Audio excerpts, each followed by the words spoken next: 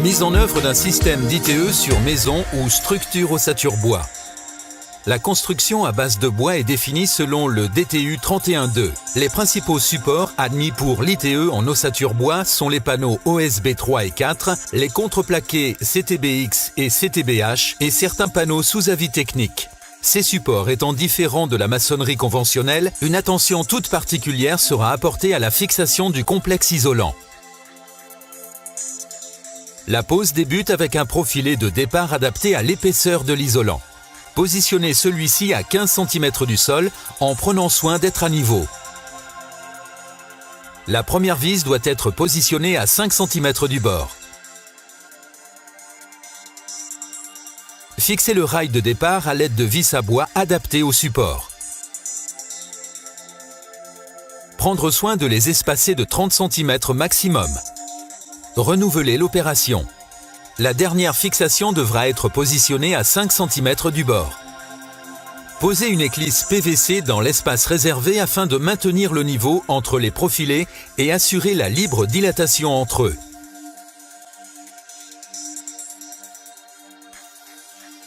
Le panneau isolant est à base de fibres de bois compressées. Il peut être rainuré ou à bord droit.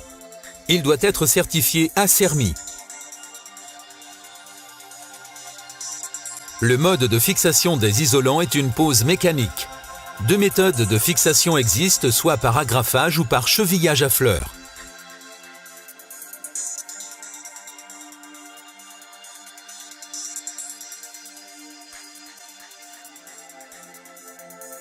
Agrafage. Les agrafes doivent être posées avec une agrafeuse pneumatique en respectant une profondeur d'ancrage de 30 mm dans les montants de l'ossature. Mise en place des agrafes en respectant un angle de 30 à 60 degrés par rapport à l'horizontale et un minimum de 6 agrafes par montant.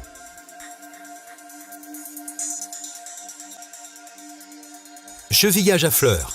Les chevilles doivent être vissées dans les montants de l'ossature. Respectez une profondeur d'ancrage de 30 mm et un minimum de 2 chevilles par montant.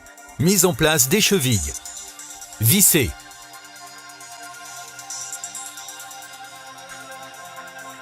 Mise en place des bouchons isolants. Un renfort de fixation complémentaire est nécessaire pour les zones de fragilité comme les points singuliers d'ouverture et les zones de rive. La mise en œuvre des isolants doit impérativement être réalisée en coupe de pierre sur la façade avec un harpage pour les angles. Ceci contribue fortement à la résistance mécanique du système. Les points singuliers sont nombreux et doivent tous être traités. La jonction entre les profilés de départ devra être recouverte d'un renfort ponctuel avec un élément d'armature standard posé dans une passe de sous-enduit. Un soin particulier devra être apporté pour les entourages d'ouvertures qui sont sujets à fissuration. Les angles des ouvertures sont ainsi renforcés grâce à des mouchoirs préformés et prédécoupés. Les angles de bâtiments sensibles au choc seront également traités avec des profilés entoilés. Pour rigidifier et assurer la résistance mécanique nécessaire au système arme-à-terme, un sous-enduit armé est appliqué. Sa mise en œuvre est composée de l'enduit sélectionné ainsi que de son armature. Appliquez une première passe d'enduit à la taloche inox ou crantée sur une largeur d'environ 1,20 m sur une partie de la façade. On veillera à déposer environ les 2/3 de la consommation totale. Déroulez l'armature arme-à-terme sur cette première couche fraîche d'enduit. Marouflez l'armature à la taloche inox du milieu vers les bords. Continuez l'application de l'enduit et positionnez le deuxième lait en recouvrant le premier de 10 cm.